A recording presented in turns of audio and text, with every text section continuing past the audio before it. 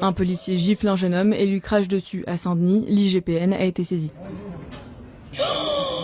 Salut à vous, dans cette vidéo, on va écouter le professeur P.L.O. Lumumba nous parler de l'appétit des puissances coloniales. Il parle d'un postulat simple. Est-ce que l'appétit des puissances coloniales s'est arrêté? Et donc tout au long de la vidéo, il va prendre un ensemble d'exemples, on va suivre ça ensemble et réagir. Je m'appelle Pierre Lumumba. Je me trouve dans les jardins de Naishola à Limuru, dans le comté de Kiambu, au Kenya. Aujourd'hui, nous souhaitons aborder un sujet qui mérite d'être approfondi. Lorsqu'on parle du projet colonial, lorsqu'on parle des grands colonisateurs européens, on en parle au passé comme si leur appétit colonial s'était éteint. En contextualisant notre conversation, nous nous tournons vers la Charte des Nations Unies de 1945, la Déclaration universelle des droits de l'homme de 1948 et l'autodétermination des peuples. Nous oublions que certains pays, notamment en Europe, contrôlent toujours des territoires très éloignés de leurs frontières. Et les coupables en la matière sont le Royaume-Uni et la France en particulier.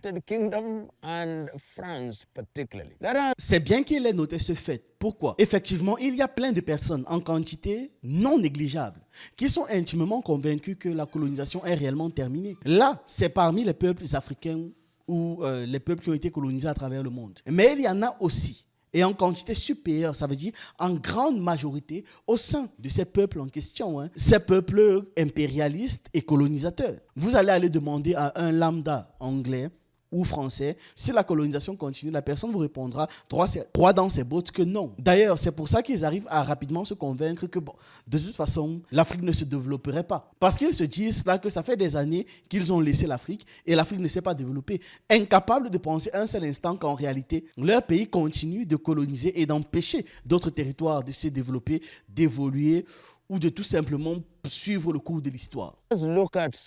Jetons un œil sur les quelques régions où ils sont encore présents.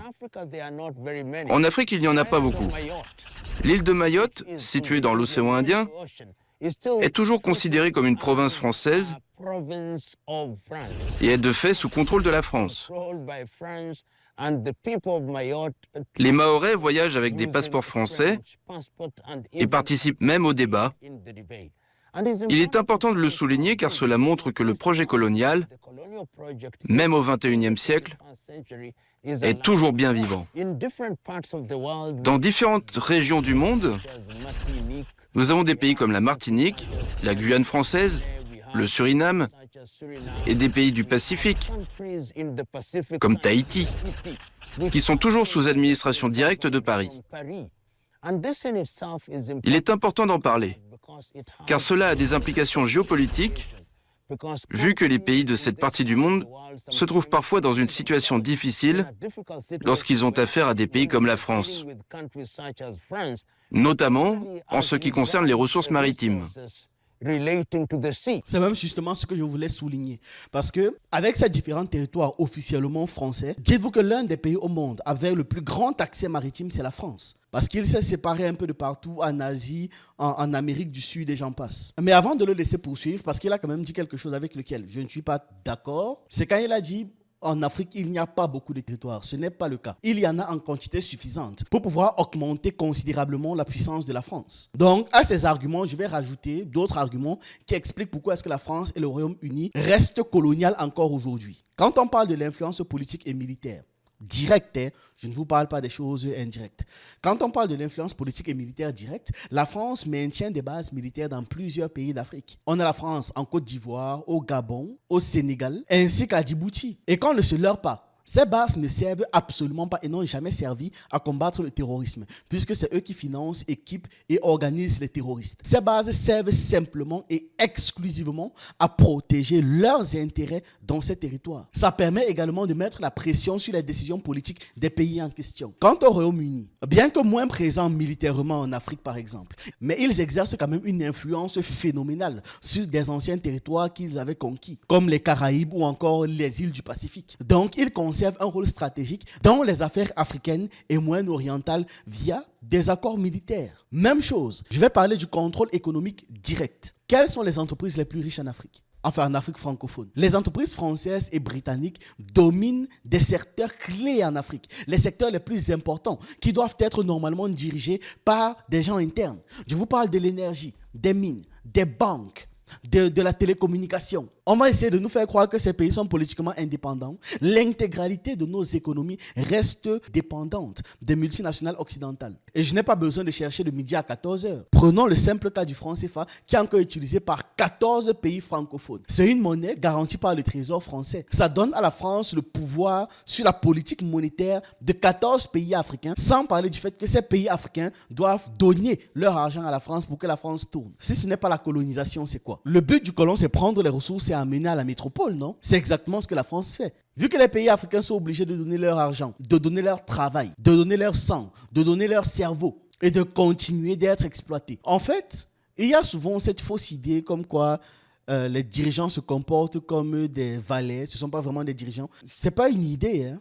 C'est simplement des administrateurs coloniaux qui préfèrent en règle générale faire ce qu'on leur dit et quitter derrière que de réellement agir pour la liberté de leur peuple. Et c'est donc pour ça que quand on va voir des mouvements comme celui qu'il y a dans l'AES, tout le monde va crier au scandale. Parce qu'ils n'arrivent pas à comprendre comment l'administrateur qu'on a déposé là s'est fait renverser et c'est une autre personne qui a pris sa place. Non, et ils veulent qu'on continue à avoir des administrateurs à la tête de nos pays. Il y a aussi une influence culturelle et idéologique qui se perpétue via cette colonisation. La langue, l'éducation et les médias restent des vecteurs de domination douce. Les universités, les écoles, les chaînes de télévision et les ONG occidentales influencent tout localement. L'élite, la manière de penser, ce qu'on doit savoir, ce qu'on ne doit pas savoir, et j'en passe. Les programmes scolaires sont écrits par qui ?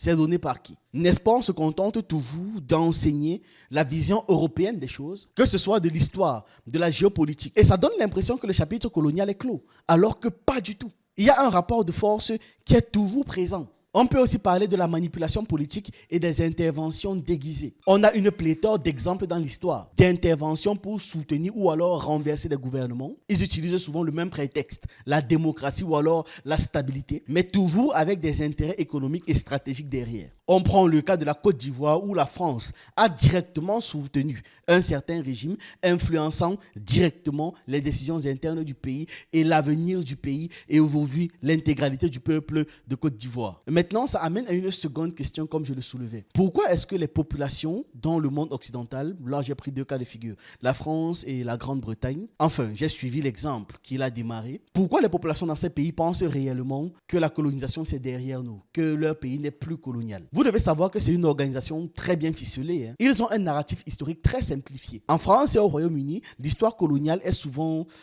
On dit ça comment ? C'est enseigné comme étant une mission civilisatrice, c'est-à-dire comme étant un passé révolu. Beaucoup de personnes croient réellement à la décolonisation. Résultat, ils pensent que la décolonisation a réellement couper les liens de domination. Ils se disent que non, c'est bon, c'est terminé. Bon, moi, on m'a dit à l'école que c'était terminé depuis X années, donc c'est terminé. Et qu'est-ce qui entérine ça ? C'est le fait qu'il y ait une distance géographique et médiatique. La majorité des citoyens de ces pays ne voient pas directement l'influence politique ou alors économique actuelle sur les anciens territoires, sur les territoires colonisés. Ils ne les voient pas. Tout est présenté de leur côté comme étant une coopération internationale, comme étant une aide au développement, et j'en passe. Ils ont souvent les mêmes mots. Et c'est pour ça que vous les verrez parfois en commentaire de vidéos qui parlent de l'Afrique, que ouais, encore des aides qu'on va envoyer à l'Afrique. Non.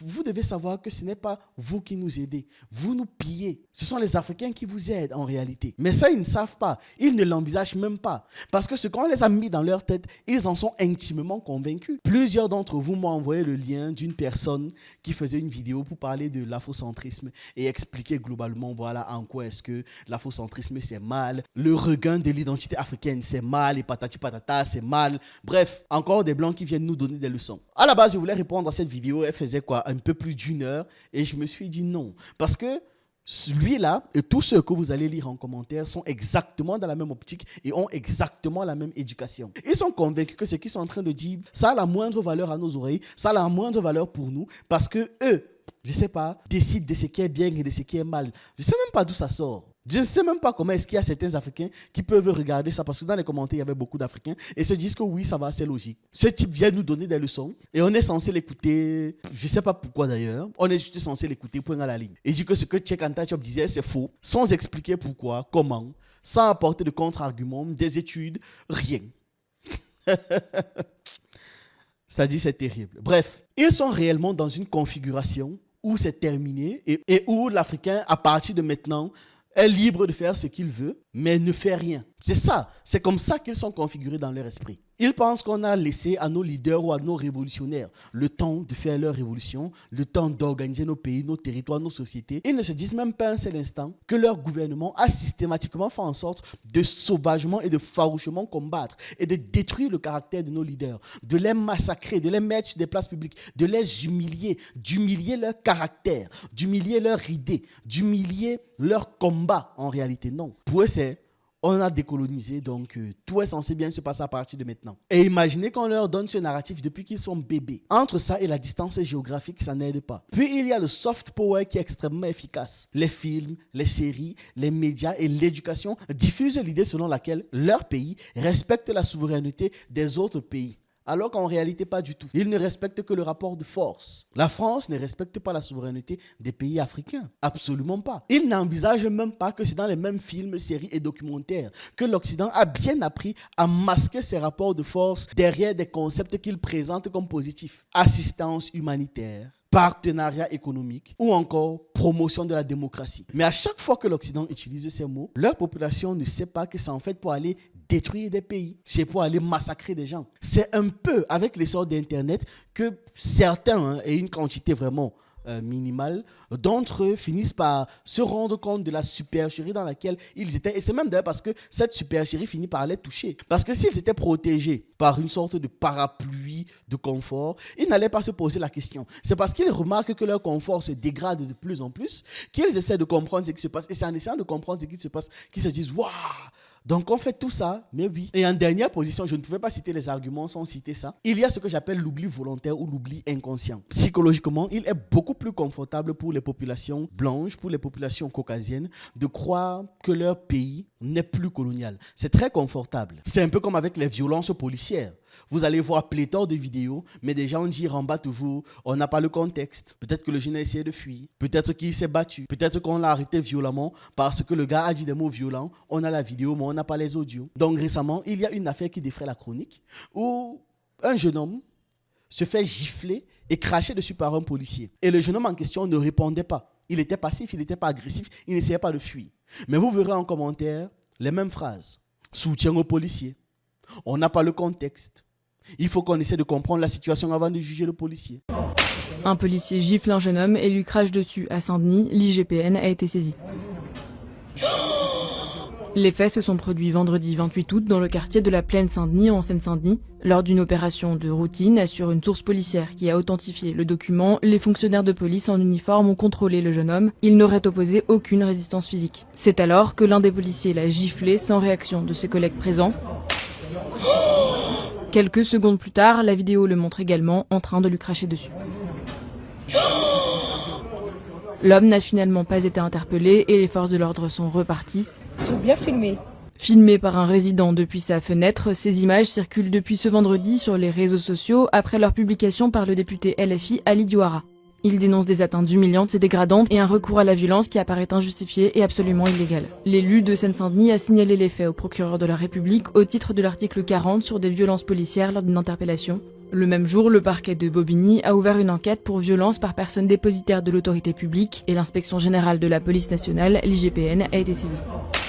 L'identification de la patrouille de police concernée et du policier en question est en cours, indique ce vendredi soir le procureur de Bobigny. C'est le même parallèle, parce que dans leur esprit, la police qui les protège eux, nous protège nous, alors que ça n'a rien à voir. La police est là pour les protéger eux et mécaniquement créer une situation de tension de notre côté. Donc il y a cette amnésie collective là qui les pousse parce qu'ils veulent être confortables dans leur psychologie. Donc ils préfèrent tout simplement ignorer ces éléments pour rester confortables dans leur bulle. C'est psychologiquement très rassurant, puisque pour eux, admettre le contraire implique reconnaître des injustices historiques et actuelles. Ce qui est inconfortable pour eux. Ils veulent être confortables. Même si vous souffrez, c'est pas grave. Eux, ils sont confortables. Donc, c'est ce que je voulais déjà rajouter au développement de Pierre Lumumba. Si l'on examine la question de la zone économique exclusive et des eaux territoriales, la zone économique exclusive et les eaux territoriales sont mesurées à partir des côtes des terres émergées, les îles, contrôlées par la France, qui prétend donc que ces pays sont sous son contrôle et font partie de son territoire. Cela montre que le projet colonial est toujours vivant et se porte bien. Les Britanniques sont également très présents. Si vous allez à Gibraltar, les Britanniques exercent toujours un contrôle direct sur Gibraltar. Ils ne sont présents pas que là-bas. On les trouve aux îles Turques et Caïques, on les trouve à Anguilla, on les retrouve aux îles Caïmans. Tous ces territoires sont des territoires britanniques d'outre-mer, régis par le droit britannique qui, bien qu'il soit adapté aux spécificités locales, reste dominant. Et l'un des problèmes que cela soulève concerne les ressources maritimes, notamment lorsqu'il s'agit de déterminer ce que sont les eaux territoriales, ce qu'est la zone économique exclusive et qui en bénéficie réellement. Là, je viens de me poser une question. Est-ce que l'Australie n'est pas un territoire britannique aussi? Laissez-moi checker ça. Je viens de trouver un truc où on essaie de nous faire comprendre que l'Australie a eu son indépendance en 1901. Par contre, il y a un souci. C'est parce que l'Australie fait partie du Commonwealth, donc ça maintient une connexion avec la Grande-Bretagne. Le système politique est entièrement calqué sur le modèle britannique. Parlement, Commonwealth, institutions et j'en passe. Le drapeau inclut l'Union Jack, dont le coin en haut, là, le coin supérieur gauche, ce qui fait clairement penser à la domination britannique du territoire. La langue officielle, c'est l'anglais et la monarchie conserve son rôle dans le territoire. Mais pourquoi est-ce qu'ils parlent maintenant d'un pays libre et indépendant? C'est parce qu'en réalité, ils ont réussi à assimiler l'Australie. Ils l'ont entièrement assimilé. La population dominante en termes de tout, économie et j'en passe, représentation, ce sont des Blancs, ce sont des Britanniques, leurs descendants. Donc aujourd'hui, ils n'ont plus en réalité besoin d'afficher une domination puisque ceux qui vivent aujourd'hui en Australie, qui dirigent le territoire qu'on appelle l'Australie, sont entièrement les descendants des colons. Donc ils vont simplement s'aligner et s'arrimer. Et d'ailleurs, le roi d'Angleterre est aussi considéré comme étant le roi de l'Australie. Je pense que c'est suffisamment parlant. Sur papier, ils vont vous dire non, l'Australie n'est pas une colonie, mais dans les faits, c'est une colonie de peuplement. Beaucoup d'entre nous se souviennent de la guerre des Malouines, qui a opposé les Britanniques à l'Argentine. Pendant cette guerre, les Britanniques ont parcouru des milliers de kilomètres pour protéger ce qu'ils prétendaient être leur île. Et pendant des années, bien sûr, ils y ont fait venir leurs citoyens, qui étaient alors sous protection britannique. Les Britanniques les appellent Falklands, alors que les Argentins les appellent Islas Malvinas. Ce problème spécifique n'est pas résolu. Il ne sera résolu que lorsque nous, la communauté internationale, pourrons aborder la question de la colonisation sous sa forme contemporaine, en nous adressant à ces pays et en leur disant: on ne peut pas dire que le projet colonial est terminé alors que vous continuez d'administrer directement des territoires très éloignés de vos pays et de vouloir contrôler leurs ressources et leurs pratiques. Et ce ne sera pas facile, mais c'est un débat et une conversation que nous devons tenir pour en finir une fois pour toutes avec le projet colonial. Pourquoi est-il important que cela soit fait? Il est important que nous nous penchions sur ces territoires sous administration directe pour plusieurs raisons. Premièrement, pour garantir que les peuples de ces terres soient capables d'avoir pleinement la main sur leurs affaires. Et nous avons vu qu'un certain nombre de pays, notamment dans les Caraïbes, commencent à dire qu'il faut se mettre à réfléchir autrement. Il est important de noter qu'à Trinité et Tobago, je crois, ils ont décidé de retirer la statue de Christophe Colomb. Et à raison. D'ailleurs, Je vois parfois dans des villes africaines des statues de personnes qui n'ont rien à faire là. Au Cameroun, en plein cœur de Yaoundé, on va vous mettre un John Fitzgerald Kennedy, on va lui mettre une rue à son nom et tout le monde va trouver ça normal. Tout le monde va trouver ça normal. Ce sont des choses qu'il faut retirer. C'est déjà important de briser l'héritage psychologique et culturel de cette domination. La colonisation a laissé un traumatisme collectif chez les populations qui ont été touchées par ça. Donc, les populations locales sont dévalorisées. C'est le mot le plus doux que j'ai trouvé là pour que ça passe sur YouTube. Ces populations sont dévalorisées. Nous sommes extrêmement dévalorisés, marginalisés, et nous sommes contraints à nous sentir inférieurs. C'était ça le but de la colonisation, ouais. Ça n'avait pas d'autre objectif. Pouvoir maintenir l'Afrique comme étant un endroit de ressources. Et pour ne pas qu'il y ait des rébellions, on a intégré dans nos cerveaux cet élément-là qu'on est inférieur, de toute façon on va perdre. Donc autant mieux s'aligner, suivre, faire ce qu'on dit, et peut-être qu'un jour on va nous laisser gratter les miettes. Les statues, les monuments, les rues et tous les privilèges coloniaux sont des rappels constants de cette humiliation. On a des capitales qui s'appellent Libreville. C'est-à-dire que le nom de la capitale est tellement décorrélé avec la réalité que ça va même en dissonance avec la situation réelle. Libreville, capitale d'un pays qui n'est absolument pas libre. Donc, retirer ces noms, retirer ces monuments, retirer ces statues et tous ces symboles permettent ou aident la reconstruction de la dignité. Et une fois qu'on aura une dignité nationale, il y aura une fierté culturelle. Et quand il y aura une fierté culturelle, on pourra rebâtir l'ensemble. Donc, retirez-moi les trucs de Christophe Colomb. Il représente quoi pour les gens de ces pays-là, en dehors d'un envahisseur? Bon, si on doit parler du cas de l'Argentine, les populations d'Argentine d'aujourd'hui, on ne l'oublie pas, sont des colons. C'est aussi une colonie de peuplement exactement comme en Australie. Et ils ont fait exprès d'effacer dans leur politique tous les Noirs, même dans leurs actions militaires, parce que c'était littéralement un besoin civilisationnel chez eux. Quand on pense à l'Argentine, on pense au tango, à Lionel Messi, à Buenos Aires, on pense à Maradona, au maté, au drapeau bleu et blanc, mais on ne pense presque jamais aux Noirs. Et ce n'est pas un hasard. Aujourd'hui, moins de 1% des Argentins se déclarent afrodescendants. Dans les rues de Buenos Aires, comme dans les manuels d'histoire ou les plateaux télé, les visages noirs sont presque absents. Comme si cette population n'avait jamais existé. Comme si elle n'avait jamais compté. Et pourtant, il fut un temps où les Noirs représentaient jusqu'à 1/3 de la population de Buenos Aires, où ils combattaient dans l'armée, travaillaient dans les ports, bref, jouaient un rôle central dans la vie culturelle et économique du pays. Alors, que s'est-il passé? Pourquoi cette disparition? Comment une population si présente a-t-elle pu devenir invisible? Au XVIIe et XVIIIe siècle, l'Argentine fait partie de l'empire colonial espagnol. Et comme dans tout empire colonial, il y a des esclaves. Des dizaines de milliers d'Africains sont déportés de force depuis l'Angola, le Bénin ou le Sénégal pour être vendus sur les quais du port de Buenos Aires. À l'époque, cette ville n'a rien du centre culturel qu'elle deviendra. C'est un avant-poste commercial, un carrefour où se croisent contrebande, vaches, cuir et êtres humains. Contrairement à ce que l'on croit, l'Argentine n'a pas été épargnée par la traite négrière. Elle a simplement été moins documentée. Et pourtant, les chiffres sont là. Au début du 19e siècle, un habitant de Buenos Aires sur 3 est noir ou métis. Les femmes afrodescendantes cuisinent, lavent, élèvent les enfants des familles blanches.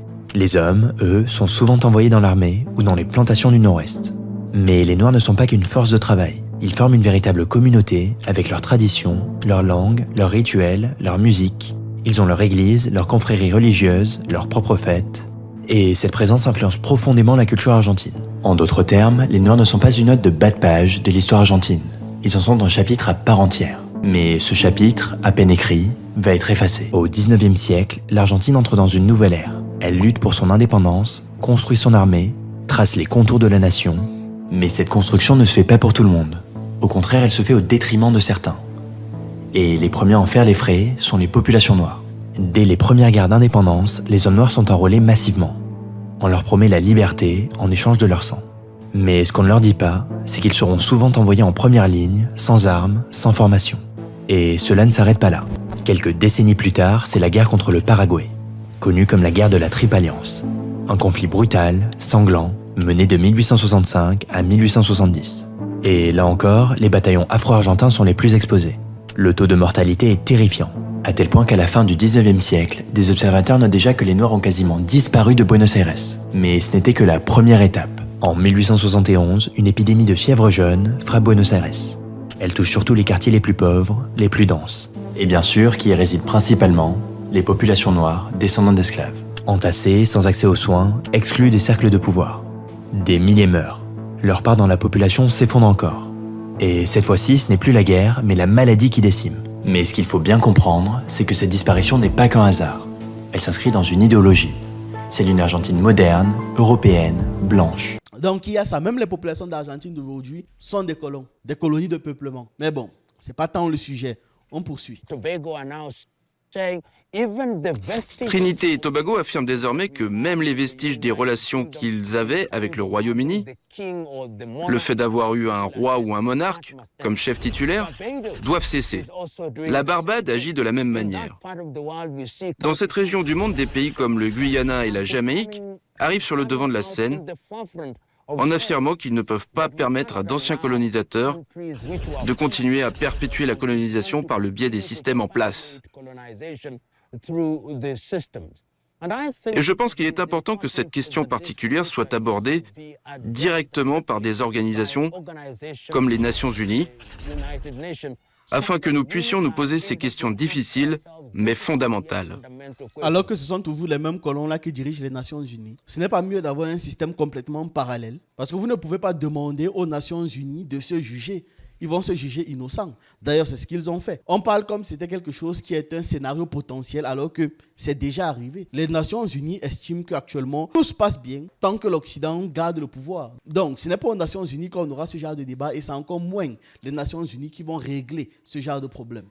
Comment allons-nous empêcher les anciens colonisateurs de poursuivre le processus de colonisation en mettant des pays sous administration directe et en garantissant leur maintien sur ces territoires? Et la véritable raison pour laquelle ils restent dans ces pays, ce sont les ressources qui s'y trouvent. Et les ressources ne se limitent pas au pétrole et au gaz. Il s'agit également des ressources maritimes. Nous savons maintenant que ces espaces maritimes représentent une accumulation de ressources et ces îles permettent à la France en particulier et au Royaume-Uni de disposer de vastes zones économiques exclusives. Avec tout ça, ils ont quand même réussi à ruiner leur pays.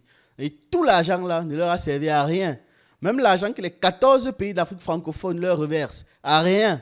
Ils ont quand même réussi à se ruiner et par extension vont nous ruiner. Puisque notre monnaie, c'est eux qui dirigent. Chose qui devrait inquiéter le monde. Quel monde? Le monde basé sur l'ordre international occidental que nous tous on connaît là. Non, t'inquiète pas, ça ne les inquiète pas du tout. Ce qui les inquiète par contre, c'est si on commence un peu trop à parler avec la Chine ou la Russie. Oui, là, ils pètent un câble. Là, ils vont te parler des droits de l'homme. Là, ils vont te parler de régime qui n'est pas démocratique. Là, ils vont essayer de vous expliquer de quelle manière est-ce que vous devez penser le monde, penser la civilisation, la manière dont ils peuvent vous aider à vous en sortir dans la vie. Voilà, là, ça les inquiète. Mais tu dis simplement qu'un pays de leur groupe d'agresseurs est en train d'agresser un autre pays pour prendre ses ressources. Ça va, c'est rien. C'est culturel, tu vois. Voilà, c'est comme ça qu'on fait chez eux. La deuxième raison pour laquelle il est important d'aborder ces questions est la sécurité. Car lorsque ces pays affirment contrôler ces territoires, cela soulève des enjeux géopolitiques et ces enjeux géopolitiques constituent une menace pour la paix dans le monde. Si l'on en doutait, l'histoire des Malouines, dont nous avons déjà parlé, en est une. Car elle permet aux Français et aux Britanniques de positionner leur matériel militaire dans ces zones particulières. L'île Malouine, territoire d'outre-mer britannique, qui abrite l'un des rares déploiements militaires britanniques à l'étranger avec des capacités aériennes, terrestres et maritimes. Créant ainsi des zones particulières, créant ainsi une animosité avec les pays voisins, voire même contigus.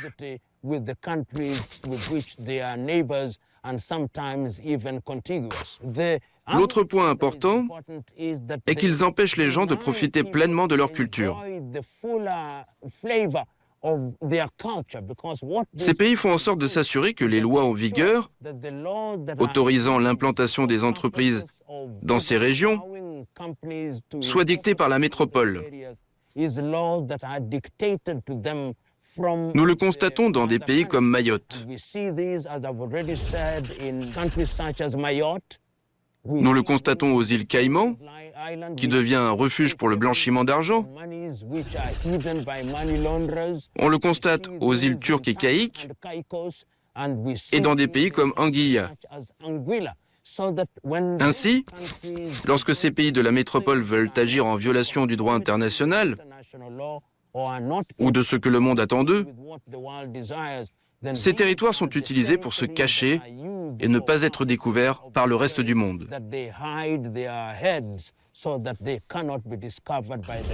Une chose est quand même bien dans tout ça, c'est que le mal a encore besoin de se cacher pour pouvoir survivre. Quelque part, ça veut dire qu'on n'a pas encore perdu.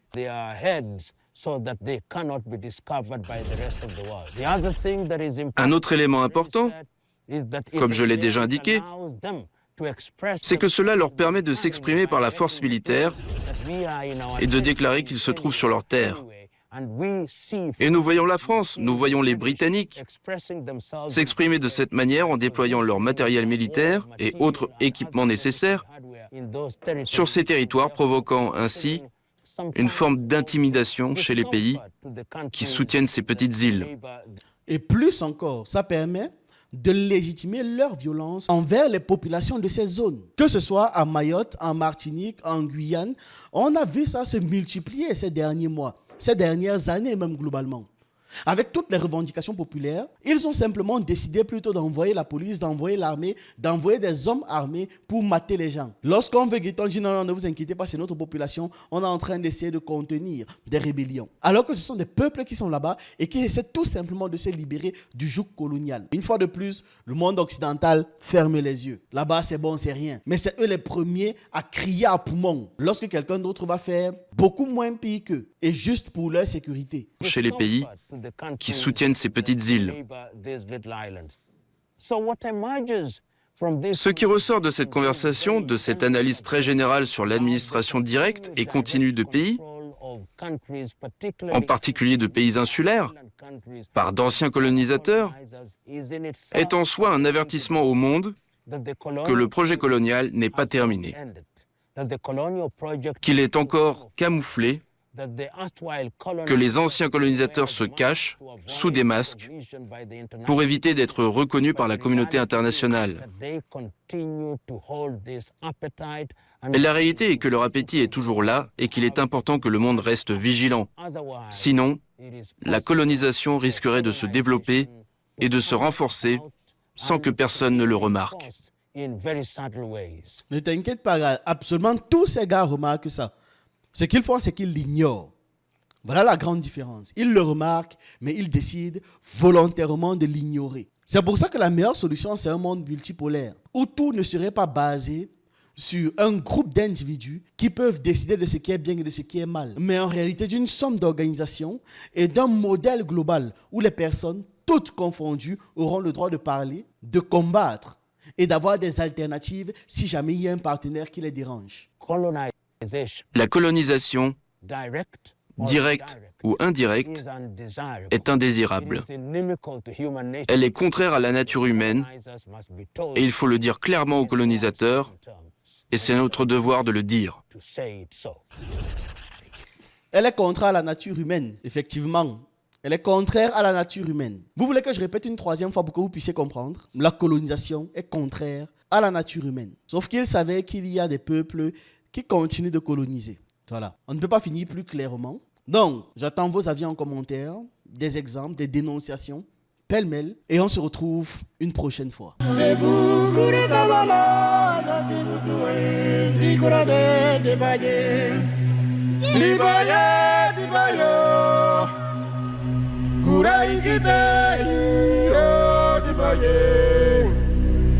Oh,